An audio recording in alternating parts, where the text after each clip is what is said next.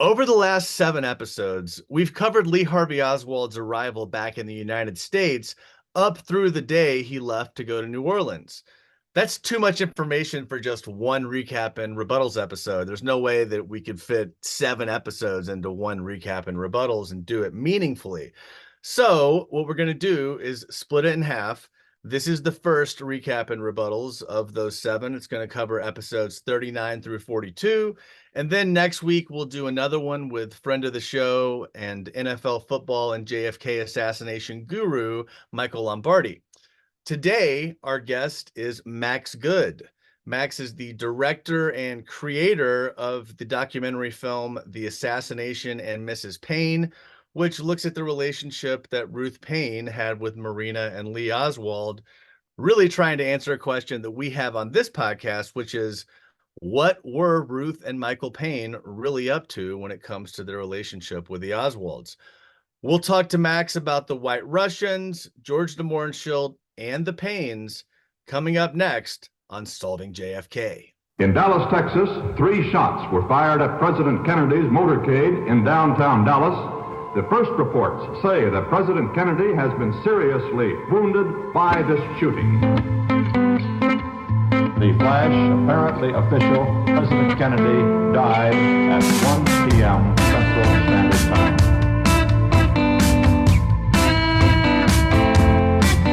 I don't know what this is all about. Dallas police this morning resumed questioning the man they have formally charged with the assassination of President Kennedy. I'm just a patsy. The man is Lee Oswald. Was Oswald acting alone, or was he a member of a conspiracy? The commission answers, he acted alone. I'm working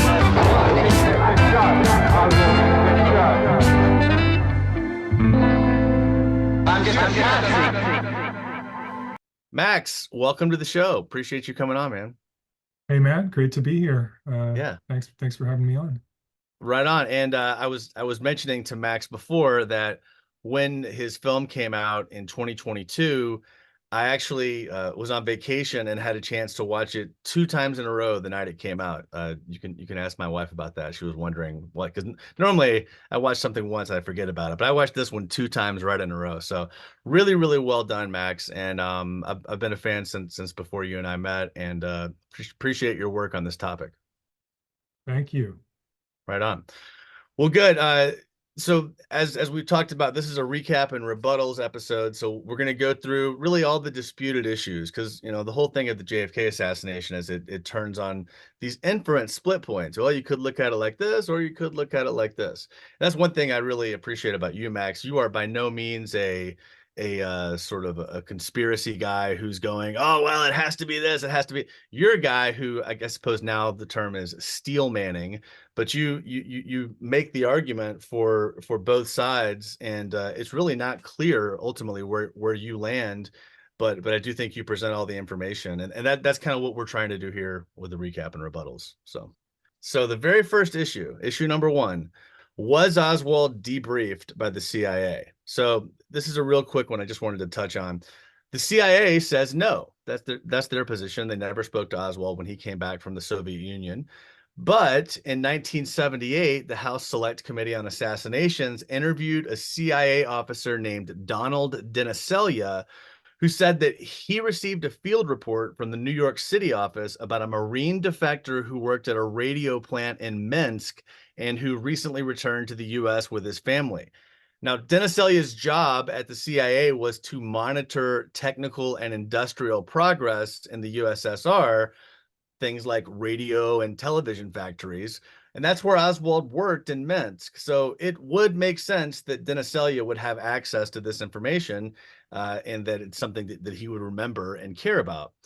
But so the CIA says no. We get this one CIA officer who says yes, the CIA did debrief Oswald. But what I think is the most interesting is John Newman, who he's a big JFK assassination author, scholar. He also was the executive assistant to the director of the National Security Agency and spent a lot of time in military intelligence. He was there when the PBS did their Frontline series on Oswald. And Richard Helms, who had been the director of the CIA, was asked whether the CIA debriefed Oswald. And he said to PBS Frontline, no, there was, he basically reinforced the official story. But then Newman asks him off camera, Mr. Director, what would be so bad about the CIA debriefing Oswald? Isn't that your job? Doesn't it look bad when you say that you did not? And then, according to John Newman, who I think is a very credible individual, Helms asked PBS if he could re-record his segment to change the statement to be that that the CIA did interview Oswald. Had you ever heard about that before, Max? Yeah, I was just remembering some of my interview with Peter Dale Scott, and he talked a lot about this issue of whether Oswald was debriefed, and I was just looking at the transcript actually, and yeah, I think there is evidence that he likely was debriefed. Yeah, and to me, this question, it really doesn't have a ton of bearing on the case, other than why is the CIA lying about it? You would think they would say, of course we debriefed him. Yes, and there's no problem with that. But that's kind of, I guess, the angle. Yeah, there's this character, Spas T. Rakin. Sure. You heard about this guy? Very familiar with Spas. Yeah. This seems to be a common thing where all these agencies are trying to wash their hands of Oswald. No, we didn't know about him. There's no blame you can put on us. Right. So Spas T. Rakin, and in particular, we did look at him, and he was a guy who I always thought, oh, this guy's wearing a black suit and sunglasses. He's just a obvious CIA. But when we zoom into it, I mean, he denies it, which that's a thing a CIA person would do, right? but I could, it didn't look like he provided more assistance, in my view, than would have been provided to anybody else by these entities that were in place. Now, what's weird is he had direct correspondence with Alan Dulles. Okay, Spas T. Rankin in his role as in this anti-communist group. So that's one where I put on the edge. Like, I don't make a determination if I don't think it's overwhelming one way or the other. I go inconclusive. But that's kind of one more of those interesting things. But some of the things that I thought going into this would be a smoking gun ended up being looking pretty bad for the official story. Some of the things that I thought were bad for the official story end up being kind of explainable once you get all the other information. I'm sure that was probably your experience as well. Yeah, I agree. And you have to acknowledge those things when they come up, honestly, that, hey, this doesn't pan out. And, some people get a little too attached to each piece of evidence on their side. And if you do that, you lose credibility. You lose your perspective. Not everything is going to support your position. Absolutely. And if it doesn't, you just have to, maybe your position needs to change, right? So, all right, issue number 2. We've got about 4 or 5 issues we'll be covering today.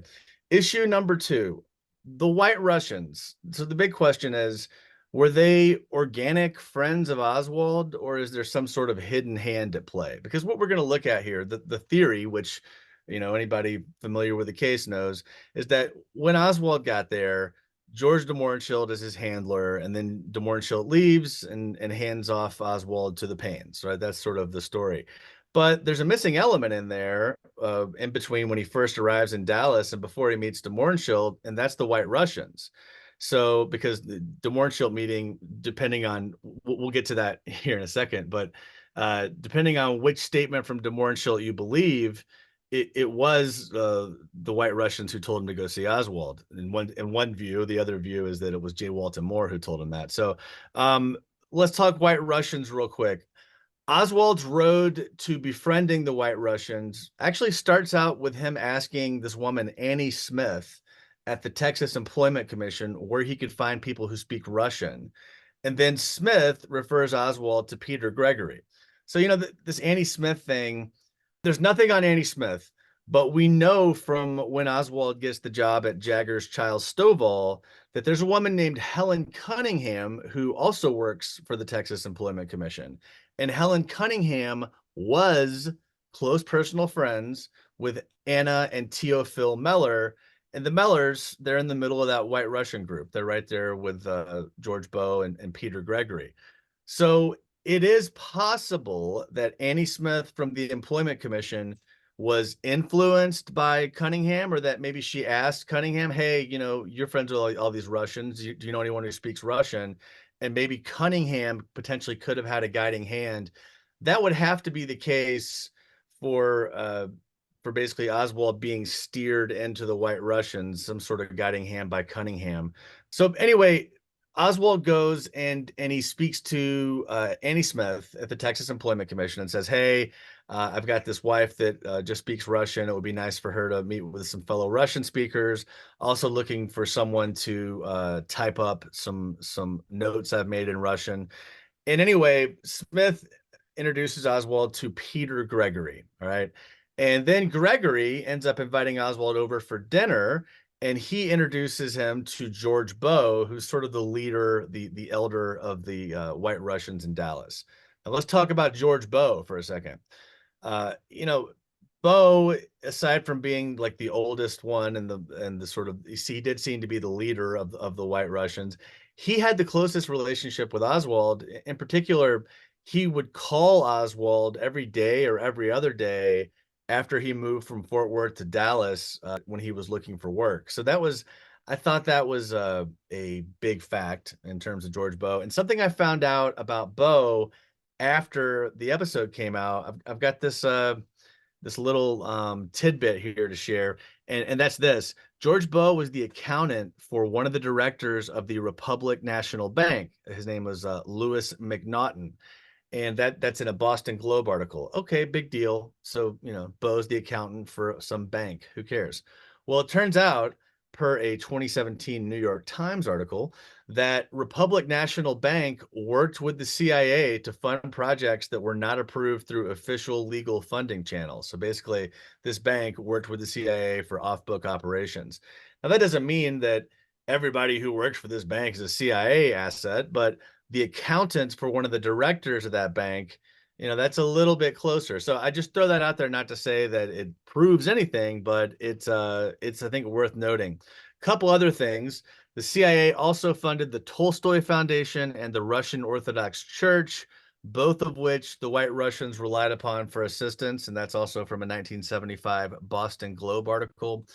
And I guess my question is, if George Bowe was Oswald's first handler before de Mohrenschildt, then Annie Smith somehow would have to be involved in sending Oswald to Peter Gregory.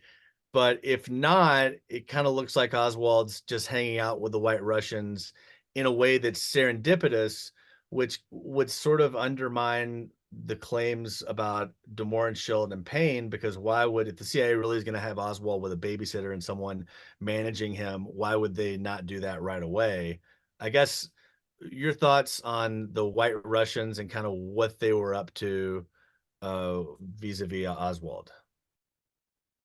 Yeah, I see how you're trying to track if this is all a chess game and the pieces are being put into place. How does that work? I guess in some ways we can't know all the details, but we obviously can trace some suspicious connections here with the White Russians. And of course, the fact that Oswald is this, poor ex-defector, supposed communist. What is he doing with these high-class right-wing Russians? It does not make sense. You asked Ruth at one point in your film, you said, why would Oswald, who's a Marxist, want to hang out with these anti-communist White Russians? It seems like, it'd be like a MAGA person, wanting to hang out with, whoever, an AOC fan, whatever you want to, what do you say? And what I thought was really interesting is that Ruth responded to your question, and her quote was, "Good question. That's not one I asked." That's exactly what she said.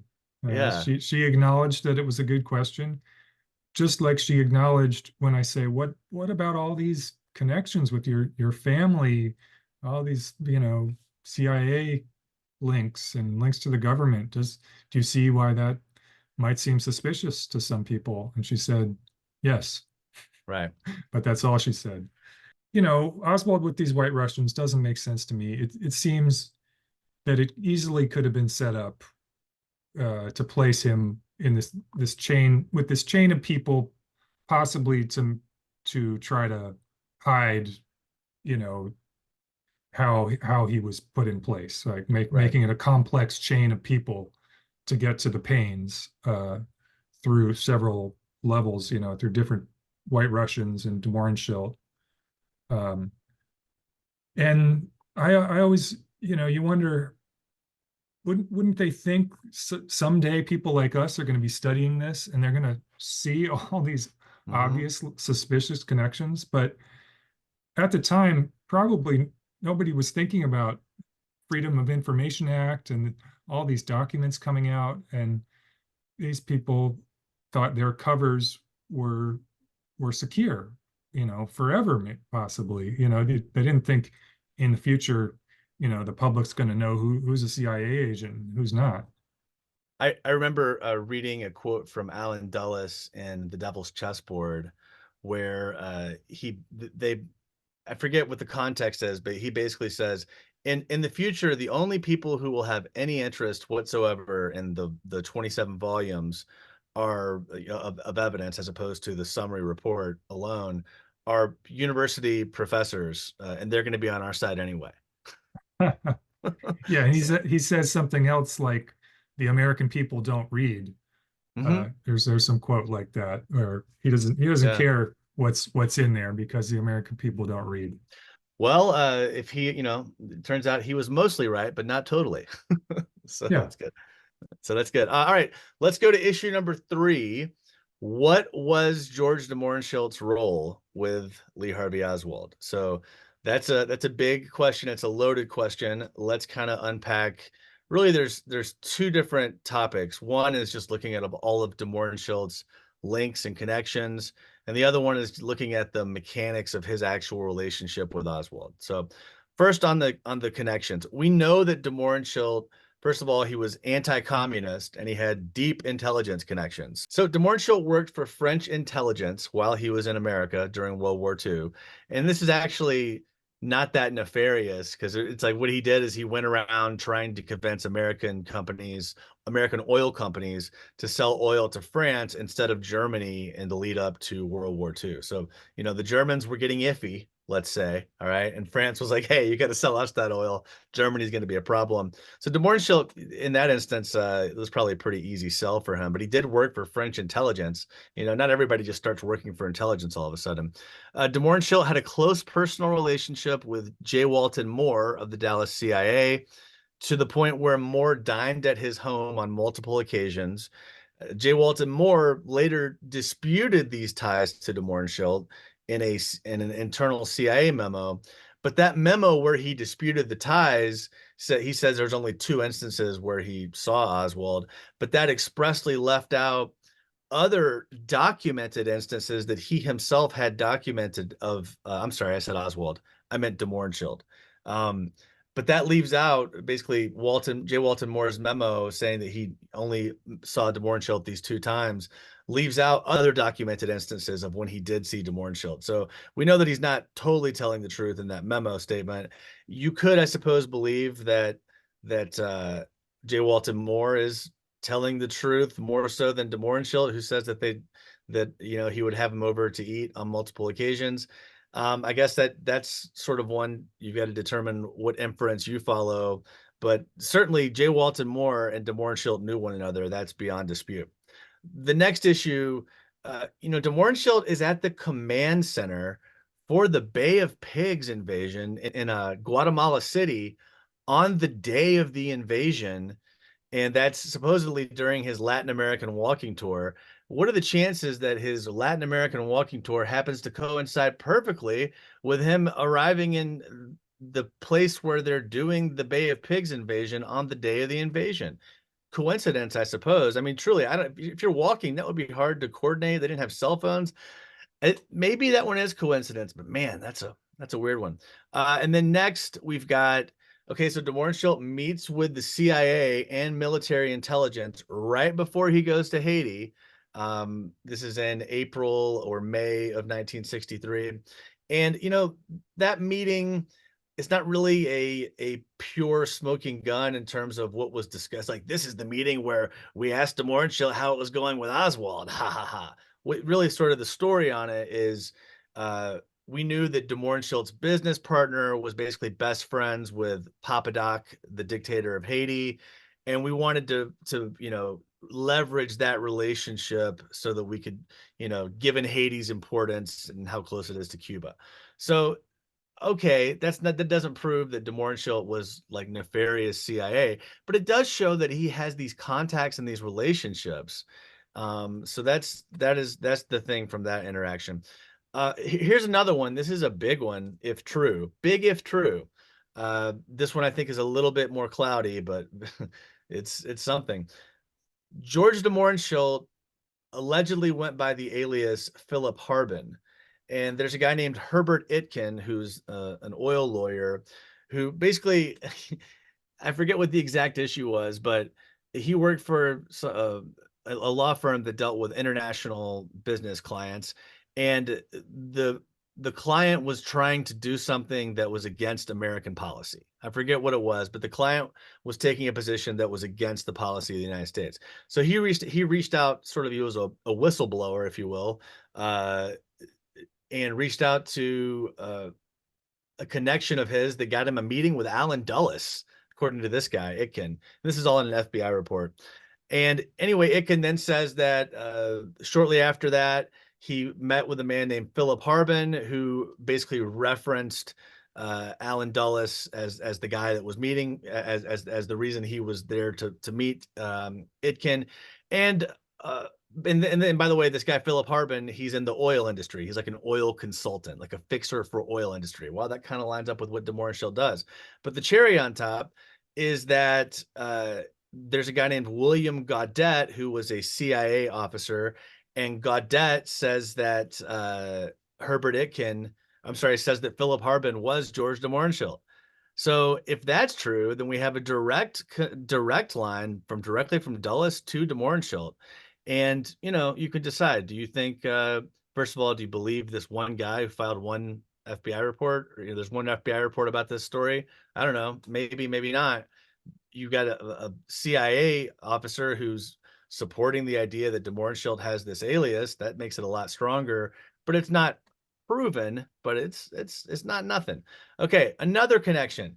George DeMorenschildt, he had a brother named Dmitri. And by the way, his brother's name was Dmitri von Mohrenschildt, and George DeMorenschildt, his original name was von, and then he changed it to De. But anyway, Dmitri kept the von. So Dmitri von Mohrenschildt, he started this the Russian Review, which is like a paper that studied Russian policy and Russian politics, and his co-editor was a guy named William Chamberlain. Well, it turns out that William Chamberlain was very close friends with, drum roll, Alan Dulles. How close? He wrote Alan Dulles 50 letters in his life. Okay, but see, there's starting to be these connections to Dulles, which doesn't prove anything, but we can't ignore them, okay? Especially as they're all adding up. All right, the next one. DeMorenschildt knew and dated, depending on who you talk to, Jackie Kennedy's mom in Long Island, New York, when Jackie was a child. This has nothing to do with the assassination at all. I'm not saying it does, but it is a very interesting historical footnote, right? I don't think DeMorenschildt was time traveling and he's like, well, I set up Oswald. I'm going to go back in time and see if I can date Jackie's mom. I don't think that was what was happening. But another connection, he worked with George H.W. Bush. He worked with George H.W. Bush's childhood best friend very closely. He was partners with him. And he met Bush through that, and he also worked with Zapata Oil, Bush's company. We're not going to talk a lot about the whole Bush letter back and forth in this recap and Rebuttals. I don't have it as an issue just because it's not really disputed. I mean, DeMorenschildt thought people were following him. He writes this letter to Bush. Bush acknowledges his existence and acknowledges that they were friends and writes a letter back to him. So it is interesting, but I don't know how much controversy there is. And the last point, and then I'd love to hear your thoughts, Max, in terms of DeMorenschildt's associations.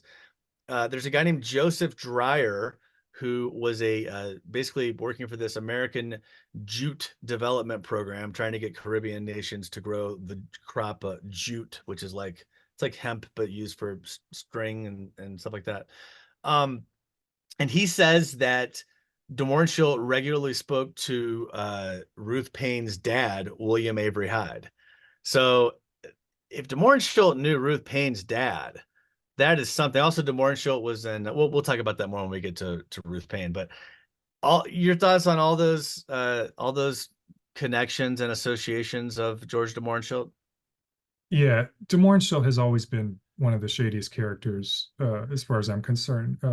When I first started looking into the JFK assassination, I thought, well, this is a key. He's right there next to Oswald. And I mean, his CIA connections are undeniable. One of my biggest regrets in the movie, I think, was that I left it a little bit open whether he was, a CIA asset or not. But there actually is a document where they say he was an unpaid informant. They didn't, like, somebody used another term like asset or something like that, but they said yes, he was an unpaid informant.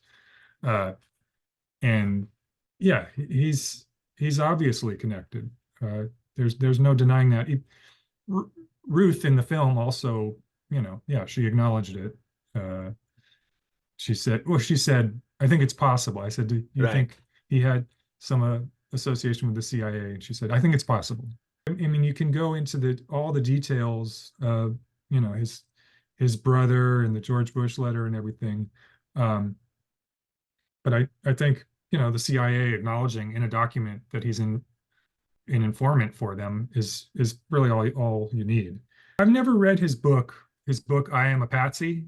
I was always a little wary of the things he said, because it's, he's a CIA guy, and you're wondering, is he really going to be telling the truth? I've talked to other researchers who do believe that he wanted to get the truth out there. I don't know. And even his wife, Jean de Mohrenschildt, she gave an interview to the Fort Worth Star Telegram in May 78, where she said she believed Oswald was an agent of the United States, possibly of the CIA, and she was convinced he didn't kill JFK. And she said, they may get me too, but I'm not afraid. It's about Wow. time somebody looked into this thing. So Interesting. yeah, I think the de Mohrenschildts are worth looking into. I would consider reading his book at this point. But You raised something that I don't have down to talk about, but I think it's related. You just said that de Mohrenschildt may not be telling the truth, and when he spoke to Willem Oltmans, that was one of the things that really hit me, because Oltmans testified to the HSCA, and this is after de Mohrenschildt was dead. And what he said that de Mohrenschildt told him is that Oswald was involved in the assassination, and it was a conspiracy. And I believe he named Cuban exiles and maybe the mafia, but he didn't name the CIA at all.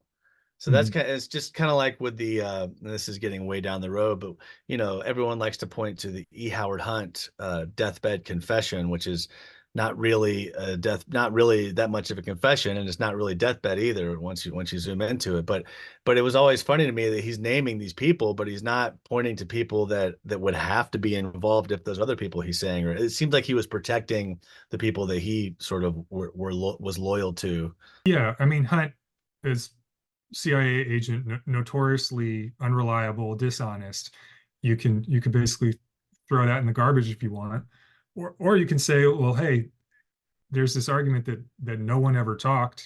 Here's a guy, he's talking, and there are other examples, plenty of examples of people who have talked, maybe not who are, right involved with the plot, or there might be questions about whether they were, even if they're claiming to. But yeah, these things are, it's unreliable, and I think part of the game here is making things so confusing for people that they throw up their hands and say, I don't know, this is crazy, and you're never going to discover the truth. It's too muddled in conflicting storylines, and lies and disinformation and unreliable people. But I don't think that's true. I think you can get to the truth through documents and statements and reading this stuff. Hmm. And you don't necessarily have to go super deep into the tiniest of the minutia Hmm. to understand the thrust of the case, like the important aspects of it. Right.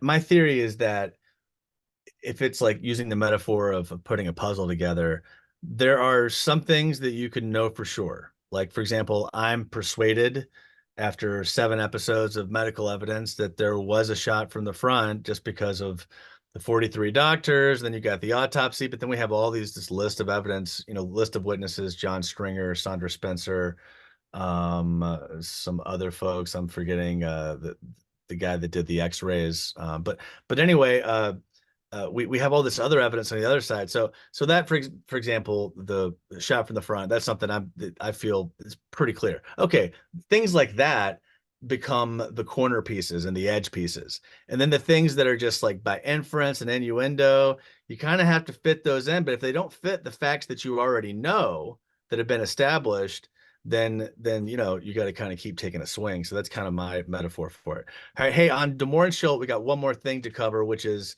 a big question. So the first part, was he related to intelligence? 1,000%. Not, it's beyond dispute. The next question, why did Oswald befriend Demore and Schilt? And that is much more disputed. So Demore and Schilt told the Warren Commission that it was either George Bowe, hey, there's that name again, or Demore and Schilt's lawyer, Max Clark, who told him about Oswald. But he also told the Warren Commission that he mentioned Oswald to J. Walton Moore to see if it was all right if he was hanging out with Oswald, and Moore said it was okay. Moore said something, like, "Oh, he's just a crazy," or something like that. Like, don't worry about him. And then Demore and Schilt later changed his story when he spoke to Edward Epstein right before he died. And he said that he went to go see Oswald because he thought that J. Walton Moore wanted him to find out more from Oswald about his time in Minsk. So in other words, to sort of debrief Oswald and be helpful to J. Walton Moore.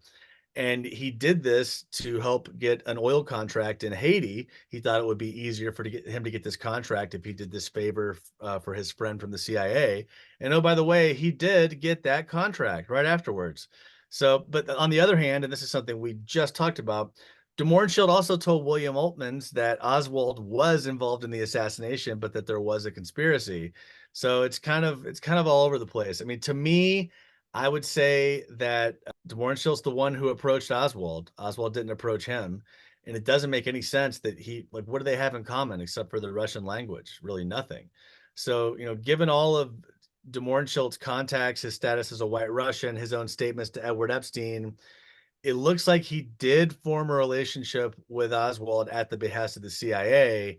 It's just a question of like, was that relationship just to debrief Oswald and be friends with him and keep an eye on him, or what? Like, I don't know the granular mechanics of what the relationship was. I do think that he did it to get this oil contract that he got, and that he did it to help the CIA, but I don't know because his testimony at the end of the day, it's like he kind of is against Oswald on the General Walker shooting, but he doesn't say that he saw, I'm getting ahead, but he doesn't say that he saw a rifle. His wife saw the rifle. So he doesn't say anything that's completely damning of Oswald, really, other than just talking about how he's a Marxist. I guess your thoughts on all that?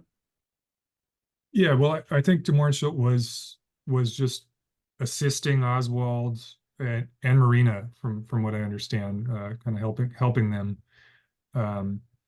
But it's it's very odd. You would have to assume that Oswald understands that this might be a kind of a arranged friendship, a professional Right. relationship going on. One thing about Demore and Schilt and Ruth is she says in the movie that she thinks she only met him once at this party, but that's not true. This is one of the few times, and I'd like somebody to catalog them all. The few times where you can catch Ruth in an untruth or a clearly documented false statement. Sure. Because in 1967,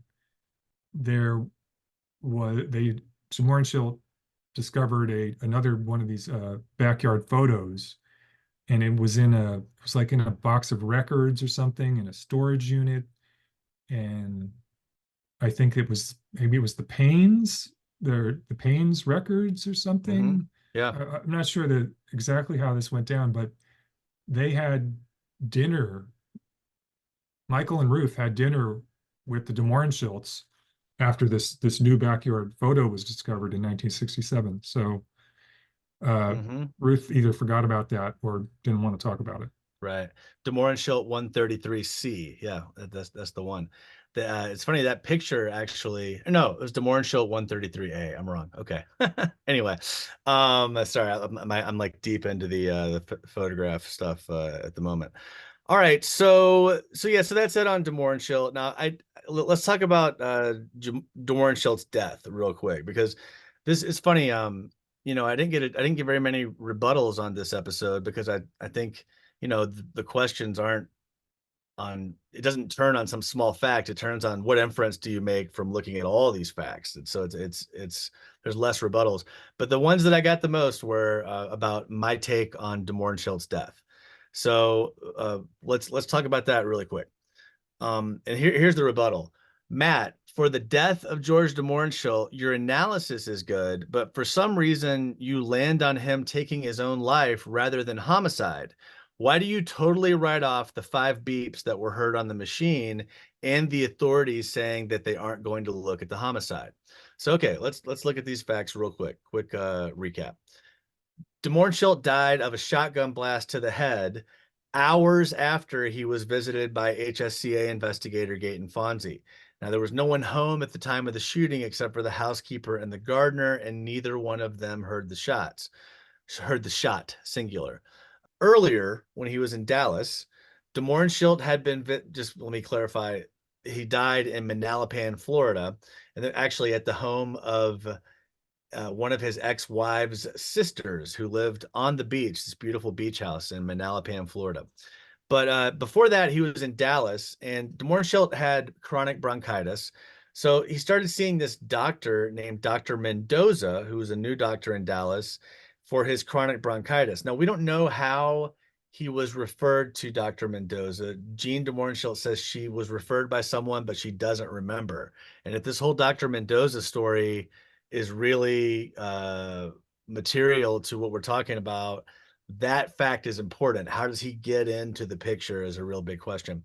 But anyway, Dr. Mendoza treats the bronchitis, and that gets better, but he asked de Mohrenschildt to keep coming back for continual injections, and he won't share with Jean what these injections are. And then after that, de Mohrenschildt cuts off the medical care with Dr. Mendoza, and Mendoza skips town and leaves a fake forwarding address. So this guy was never found. He's a ghost. Okay. All right. And then shortly after, believe it or not, de Mohrenschildt's mental health rapidly declined, and he had multiple attempts to take his own life. And that was in the last year before he died. And he eventually was admitted into a mental hospital in Dallas. He also told his daughter weeks before his death that he was contemplating suicide. So I think there are pretty strong arguments to support that, that he took his own life. I have to be careful with the words I use because these stupid platforms will make no one see the video because of one stupid word. Okay. Anyway, it's crazy, but whatever. Anyway, but there's another side of the coin. All right. And this is what I think a lot of listeners of the podcast probably land at a different place than I land. And that's cool. I want to say that's okay. It's all right. We don't have to agree about every single thing. And the facts to support that, which is a homicide, okay, is this. There's only a couple of things. That is that the woman who owned the house asked her housekeeper to record just the audio only of one of her favorite soap operas because she wasn't going to be home. That audio tape captured the sound of the shotgun blast, but right before the blast, you supposedly also hear 5 beeps on the tape. And Mark Lane thought that those 5 beeps were a home security alarm that was popular at the time. And there was also a juror on the coroner's inquest into de Mohrenschildt's death who heard the tape and said, "Hey, wait a minute, that's a home security alarm." Now, what makes this even a little bit more salacious is that the video, the YouTube video that has the audio of this recording has been scrubbed from the internet. So now you cannot find this video anywhere. Okay, there's stuff that's a lot more incriminating to the official story than that particular video. So I'm not saying like that's why it happened, but it is convenient. It's one of those, oh, well, isn't that convenient?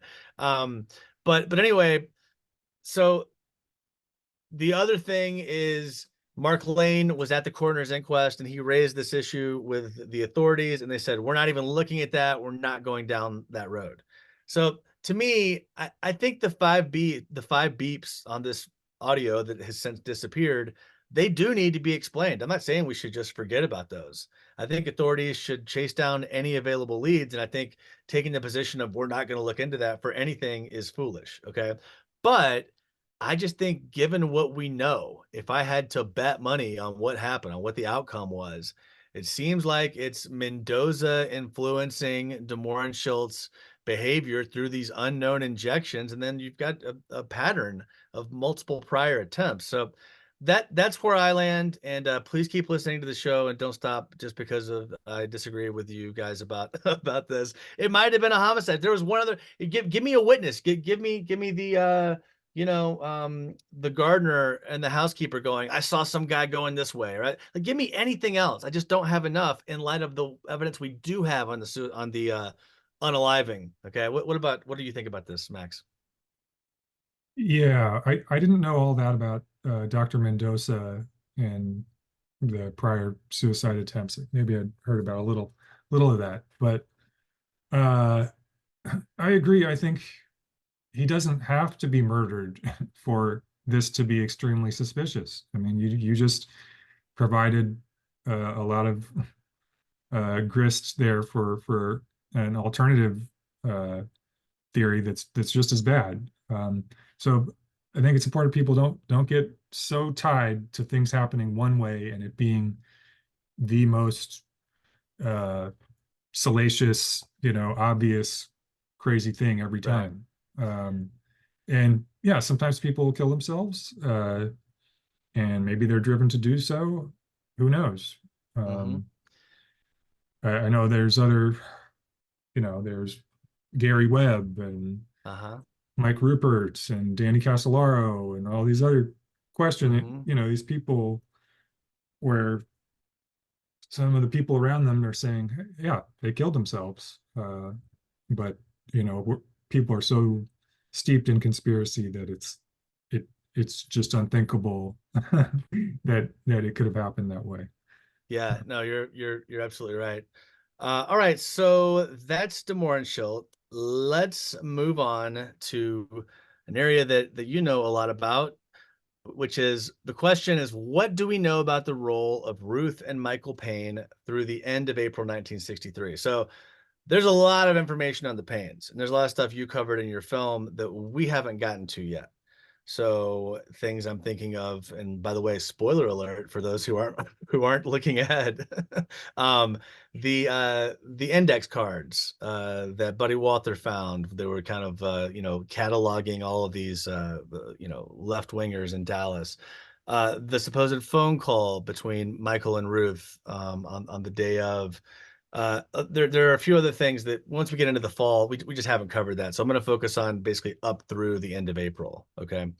But all right. So let's quickly talk about the initial meeting between Marina. And by the way, it's Marina and Lee that are hanging out with Ruth, but Ruth's razor sharp focused on building a relationship with Marina, which makes sense, right? It's not like she's going to be able to build one with Oswald because, first of all, he's a married guy, but more importantly, he's weird and hates everyone. Okay, so that seems to be a common thread. But all right, what happens is there's this party, and it's at Everett Glover's house, And Everett Glover knew George de Mohrenschildt from actually being a member of the Dallas Figure Skating Club. Ice skating really big in Dallas in the late 50s, I guess. I don't know.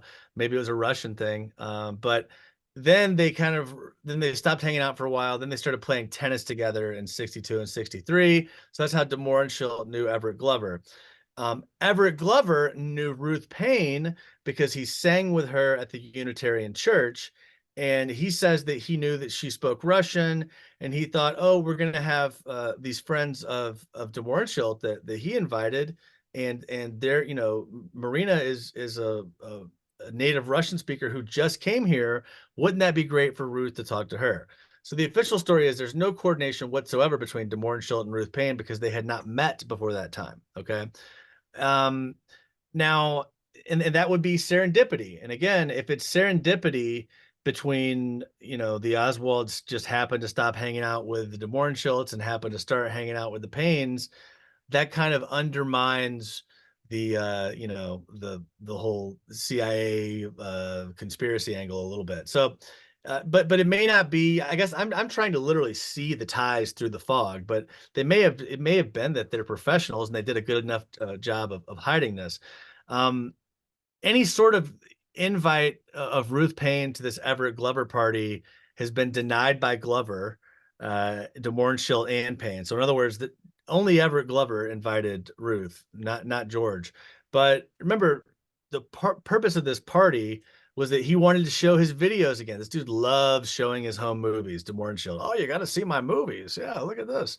So there's that, but then there's also the whole thing of de Mohrenschildt potentially knowing Ruth Paine's dad. And if he knows her dad, then he could get that contact. It's also, he could have put the nudge and just with Everett Glover and said, hey, wouldn't it be good, for the Oswalds to meet other people who speak, it could have been subtle. We don't really know. I guess your thoughts on that first, the Everett Glover party where people sort of call it the handoff between de Mohrenschildt and Paine. What are your thoughts on that? Yeah, I've heard, that this part of this party was trying to introduce the Oswalds to, these different people. I mean, the whole thing is suspicious, like we were talking about before, with the fact that these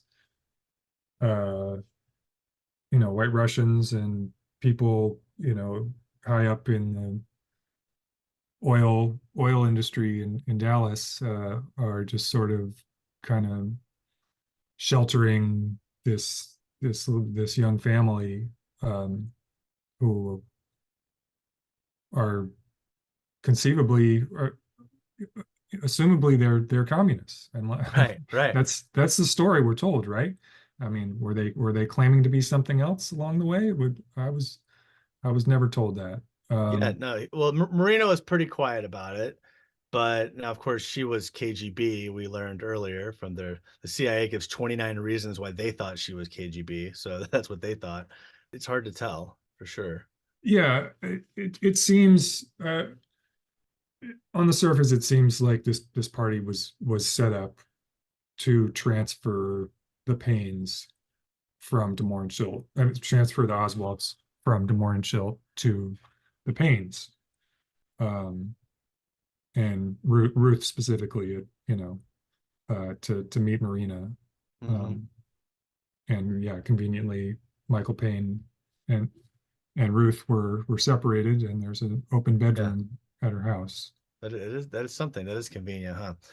Let's talk about a few topics I want to cover here on Ruth and Michael. So let's talk Ruth's background associations. So first, we have her dad, William Avery Hyde, who worked for, and by the way, I'm from Columbus, Ohio, and the fact that he started out, he was at Nationwide, and Nationwide Insurance in Columbus is where he worked and lived. Ruth is from Columbus, apparently, originally, so that's a crazy connection. But Nationwide put him on loan, and he ended up working for the International Cooperation Association, an affiliate, which is called the Cooperative League of the U.S. He did that in 1957. They're this international group. They're sort of CIA tangential affiliated, but the CIA wasn't actively a part of it. And it's related to the same thing that George de Mohrenschildt was involved with when he went over to Yugoslavia, although it's not exactly the same group. William Avery Hyde also worked for USAID. That's the big one, before and after the JFK assassination. And according to former USAID director at the time, John Gilligan, the USAID was infiltrated from top to bottom with CIA. This is the person who was the director of USAID at the time. One other fact on William Avery Hyde, he was in the OSS, which is a predecessor to the CIA, and he was under consideration for covert use by the CIA in 1957 in Vietnam.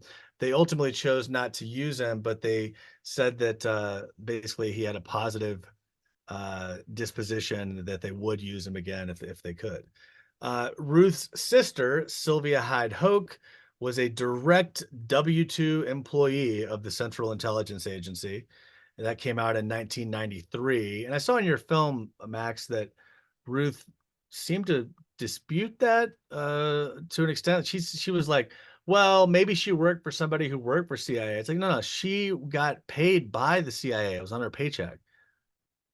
So was that I brought it up with her in 2 different interviews, and the first time she said, well, she worked for an outfit. She called it an outfit, which is a term for a agency, or a spy agency. But she was unclear about it. And then she kind of went back and said, oh, maybe something she was working on they could have been interested in. And yeah, she really didn't want to acknowledge that in any way. I'm not sure if that she feels like there's some law against not revealing a CIA employee's status, or if she feels like she'd be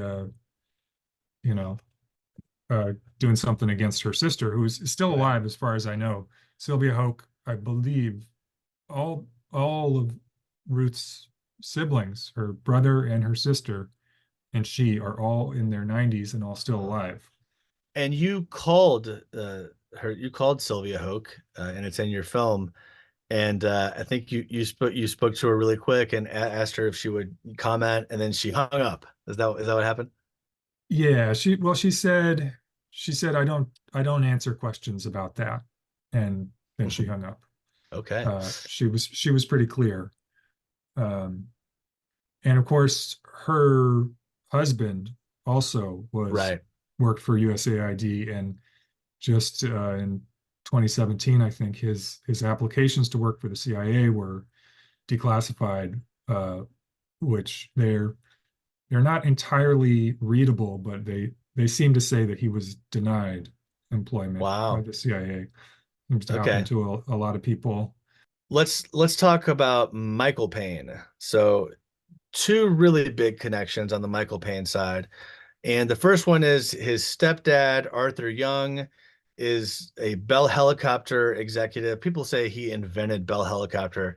Really specifically, he invented the first very popular model of the Bell helicopter, and was a engineer, inventor. He was involved in a lot of stuff, but he didn't he didn't do every single one of them, right? But he was kind of the man, certainly at first. And then Bell went on to have the contract. They created the Huey helicopter, which was very big in the Vietnam War, and they made a ton of money on that. So Arthur Young is a higher up at Bell Helicopter, and that's in the Dallas area. I don't know if it was in Dallas or Fort Worth, but it's in the area. And he ends up getting Michael Paine a job working at Bell Helicopter, and he has this high security clearance due to his stepdad's, really due to his job that he got from his stepdad. Then we have the big one that doesn't prove anything, but it's like, man, are you kidding me? And that is Michael Paine's mother. Okay, so we kind of have to draw some lines here. So his mom's best friend. Okay, that's not that complicated. Everybody can think in your mind, who is your mother's best friend? All right. His mom's best friend was this woman named Mary Bancroft. And Mary Bancroft was Alan Dulles' mistress during World War II. Now, she wasn't his mistress the whole time. She wasn't his mistress in, the summer of 1963, but she was still close with him. She actually ended up developing a close relationship with Clover, Alan Dulles' wife. And no doubt that there's a relationship between Dulles and Bancroft, and between Bancroft and Michael Paine's mom. So that's one more of those connections. You're like, if it's just one thing, you're like, huh, interesting footnote for history. But when all these things, all these lines keep going back to this guy, Alan Dulles, it's a little strange. Thoughts on those two before I've got a few other ones. Yeah, well, I'd like to give a shout out to Bill Simpich. I think you've probably come across his Mhm. work. He did a series called The 12 Who Built the Oswald Legend. Yes, I've cited that before. And there are two of those focus specifically on the Paines. Part 7 is the handoff from de Mohrenschildt to the Paines, and part 11, the Paines carry the weight. And he's looked into this in really serious detail. So he's always a source you want to go to on the Paines. He's also he's convinced, and it's what he's shown me is convincing, that this there's a letter in the record that Alan Dulles put in with the Warren Commission, that it was provided by an anonymous friend of his, and it's who was friends with the Paine family, Michael Paine's mother specifically. And it seems clear that this was written by Mary Bancroft. Oh, wow. And she Wow. goes into detail about the Paine family, talking about their personal lives and their connections. The fact that the Paines have these CIA connections on both sides, Michael and Ruth, very suspicious. No one can tell you otherwise. No Right. one should be able to tell you otherwise. I wanted to talk about the fact that all the Paine parents can be tied to communism or socialism, which puts them possibly in the record, in the security index, or on some sort of government records, as being a risk or being a possible asset with access to those worlds. Now, Ruth's parents were longtime supporters of the socialist candidate Norman Thomas. Ruth's mom, there was a report generated that Ruth's mom was a communist, or she was claiming to be a communist. Like her neighbor was interviewed and gave that report. And there's even a document where Michael's mother, Ruth Forbes Paine Young, or whatever you want to call her, she was the original Ruth Paine. That was Right. her name.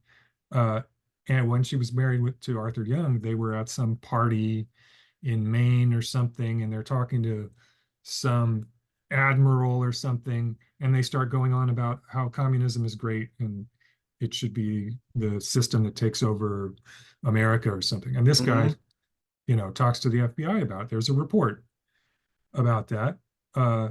Michael's father, Lyman Paine, he's a extremely well-known Trotskyist, communist, socialist, and so this family is connected, and yet they have CIA ties also. And the father is working for the government. Ruth's sister was able to pass, security checks and work for the CIA. It just seems really obvious, like that these people would be involved in anti-communist work. Also because Ruth acknowledges in the film, and it's verified, that her parents were vehement anti-communists. I mean, or at least they were on the non-communist left, more socialist, a Right. little bit tamer end of the left. And they were the kind of people who would be valuable to the government as in their connection, their involvement with the left and the socialist Sure. world, but their kind of patriotic dedication to fighting Soviet communism. And those are the exact kind of people that were being utilized by the intelligence community in the Cold War. Right. The old leftist patriot play. And people, these people going around and, claiming to be communists and stuff, you got to wonder. Michael Paine also, there are reports about him going to the local university, SMU, and kind of provoking students to talk about politics and talking about how he was supporting Cuba and Castro. And it seems like this family was probably heavy anti-communists who were trying to help out their government in fighting Right. communism. Right. Let's talk about a couple more associations. And these aren't all associations, just sort of additional things that make you go, as a CNC Music Factory would say. There's a guy named Frederick Osborne Jr. When you were talking about Mary Bancroft, the Mary Bancroft letter that Alan Dulles had put in there on behalf of the Paines, I thought this is what you were going to say. But have you ever heard of this guy, Frederick Osborne Jr.? Yeah, they did they were character witnesses for the Right. Paines. So Frederick and his wife, they're in an FBI report, basically as being character witnesses for the Paines. But what's crazy is Frederick Osborne's father, Frederick Osborne Sr., was a close associate of Alan Dulles. They formed the Crusade for Freedom together at Princeton, and there are numerous communications between Osborne Sr. and Alan Dulles that are now located at the Princeton Library. We talked about Frederick Osborne. Here's one. Jim Garrison supposedly tried to subpoena the tax returns of the Paines in his trial, but he was denied because they were classified. Did you ever ask her about that, or have you ever seen anything on that? I don't think I asked her about the tax returns. Uh, it did occur to me that maybe it would be fun to ask her, oh, can you release your tax returns like they've asked, presidential candidates right. to do? And then I've heard conflicting things that, that the tax returns that are part of the JFK files, they're classified under different laws than the rest of it. It's under IRS privacy laws, and so we're not supposedly we'll never get those tax returns that are among the JFK files. I've never heard of totally clear arguments about that, but I guess it depends on how much you believe Garrison, and some people don't believe Garrison at all. Some people believe what he says generally, but because if he was told that they were classified, that's different than that they're not available to. Classified has there's been a national security determination implication to it, which is almost the same thing as saying she's definitely CIA. But I guess that's a little. I mean, is there a chance that that's foggy and it's not stone cold that it was classified, or? Well, I wonder if Garrison would have had legal access to those tax returns beyond what we might have through the JFK Records Act, because those tax returns are in there. The Paine's tax returns are among the remaining classified files that have not been released. Wow, there's the headline. Now, Yeah. she's still alive, but if it's a matter of public import, you would think that she would go ahead and allow them to be declassified, but whatever. All right, here's another one. When Garrison subpoenaed Marina, and this one is not disputed because we have the transcript, when she testified at the Clay Shaw trial, he asked her if she still hangs out with Ruth Paine, and she said no because the Secret Service said that she's affiliated with the CIA and she should stay away from Ruth. Yeah. That's a crazy one too. This is one that I was kind of debating whether to use in the film, because if you read the transcript, it's a little unclear whether Garrison was leading Marina Mm. with his questioning, or I'm not sure if it was Garrison personally or one of the other attorneys, but yeah, since then, I believe that is basically debunked, and Marina may have actually thought that they were talking about the ACLU. Um, but on the other hand, Marina does say, they ask her a clear question, and she does say, yes, I think, they were warning me because she was sympathizing with CIA. No, Hmm. you could take it both ways, but I wouldn't put too much stock in that Okay. anymore. Well, Yeah, also it's Marina Oswald. So Marina's said all kind of thing. I mean, if you believe what Marina Oswald said, then Lee Harvey Oswald's guilty, period. There's no need for us to talk. So, well, I mean, if you believe all of her initial statements and the HSCA, she's changed somewhere around after the movie came out. She changed the movie JFK, Oliver Stone came out. She changed her tone, I think. But if if she could just do an interview and tell everyone where she was, you know, leaned on to lie about certain Mhm. things, or she made stuff up and come clean, that would be really helpful. And you got her on the phone, right? You got Marina Oswald on the phone, I believe.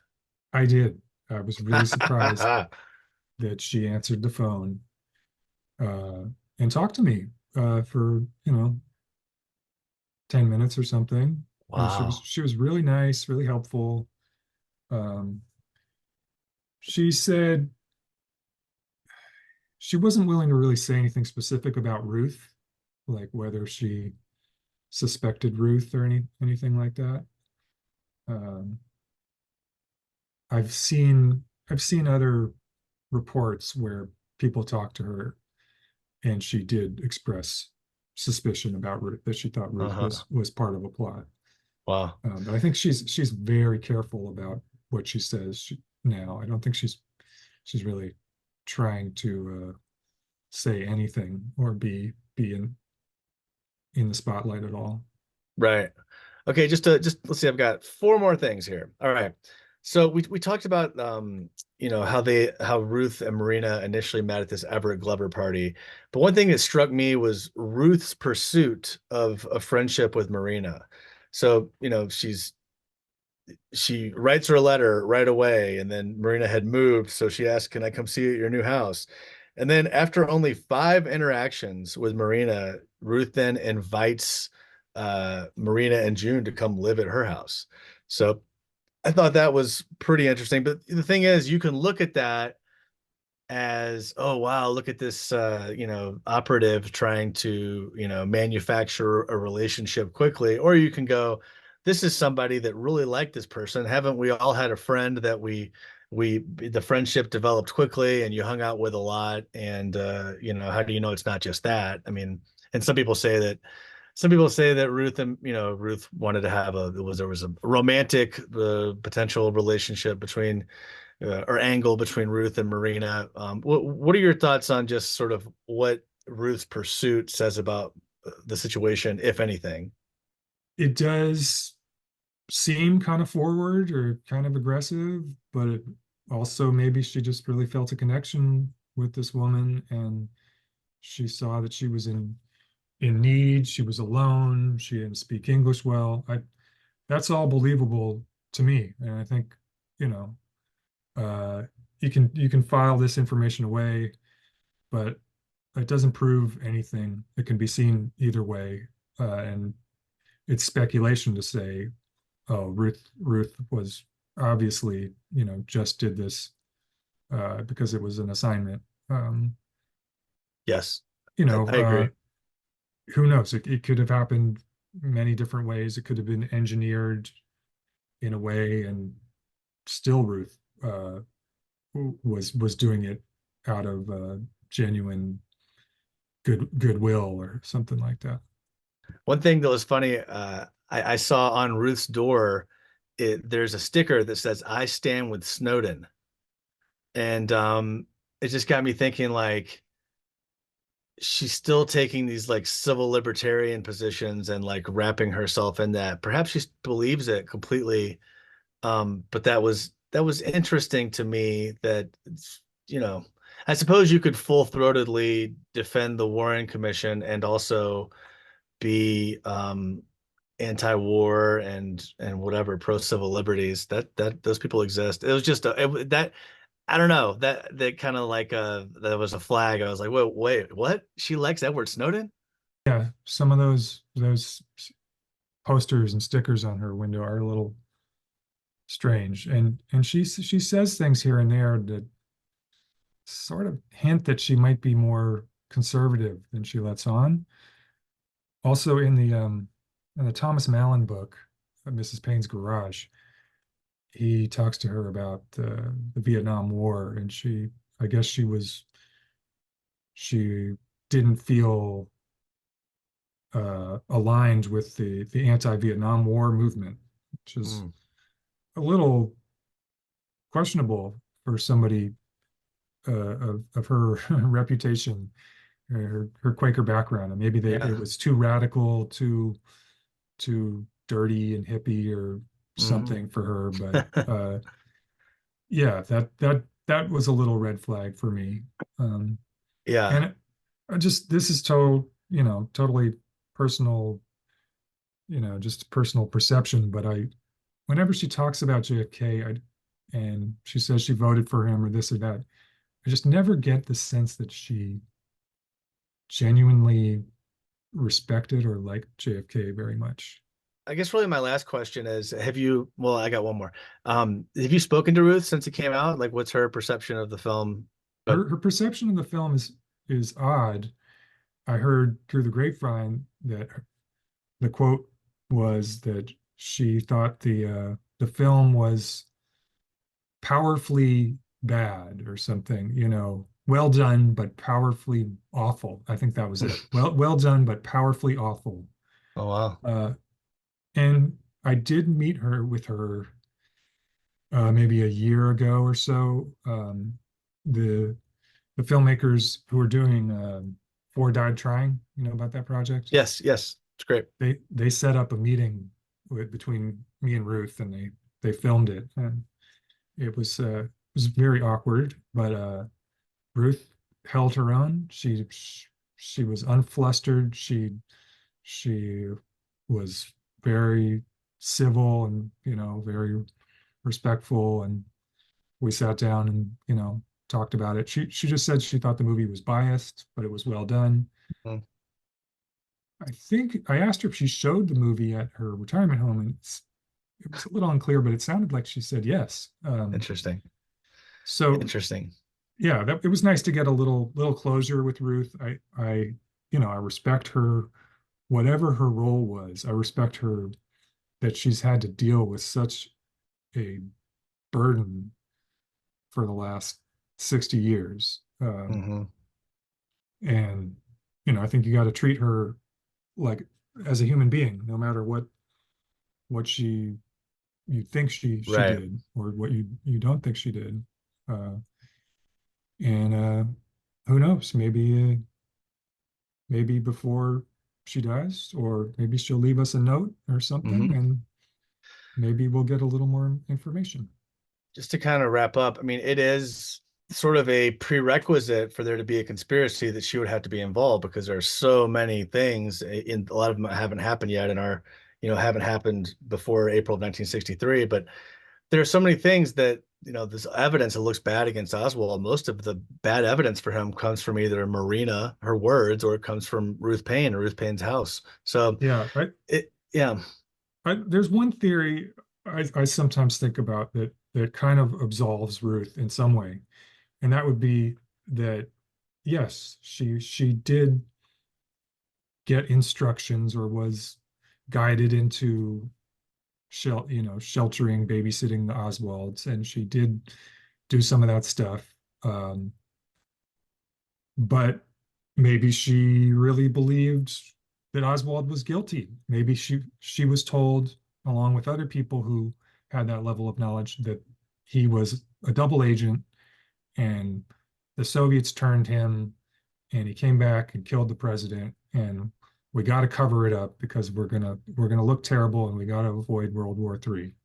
I mean, I think telling people like that Oswald was a double agent, and yes, he was working for us, but he went to the Soviet Union, they turned him. That'd be a good way to get people to participate in a cover-up. And it's also true that even if she was a CIA asset, even if she was, on a mission and just fulfilling her orders, that doesn't mean that she knew what was happening or she knew why she was doing what she was told to do. So it's not like she personally, orchestrated all this stuff, if this theory is even true. And I try so hard to be open-minded about the idea that Ruth is innocent. I don't want to say some nice old lady is the conspirator and the murderer of the president. But I think it's better if we talk about like how we're talking about it. Like, well, we're not saying that it was her idea. We're saying that if this is true, she was a piece of the puzzle towards the bottom and just kind of doing what she was told. And then afterwards had to figure out what she wanted her life to be. And was probably presented with some different options. This is all speculation, but I don't know. I've only come across a couple researchers who actually would say, yeah, I think Ruth was in on the plot to kill the president. Almost everybody thinks she would have been just a pawn in a compartmentalized piece of the plot. But that would still mean, she's being dishonest to this day, withholding something. And that's my conclusion. I've been, a lot of times I've tried to shy away from sharing what I really think, but I think I'm convinced, 99% that she's withholding something important. And I could go into more detail of like how serious I think her involvement would be, but I think that's all you really need to say. And if she is, her path, to getting that burden off her shoulders would be to tell us all before she dies, or she can leave some record that we will get after she dies. Well, we'll see what happens. Appreciate you joining us, Max. And we've got more to come on Ruth Paine in the future. So certainly love to have you on again once we wrap everything up and talk about the second half sometime. It doesn't have to be as long as it was today. This is a long one. Thank you for sticking around, and learned some things today. And yeah, it was a great episode, man. Thanks a lot. It was fun. All right, cool. Good stuff. Next episode, we will have another recap and rebuttals for episodes 43 through 45 with Michael Lombardi. Talk to you soon.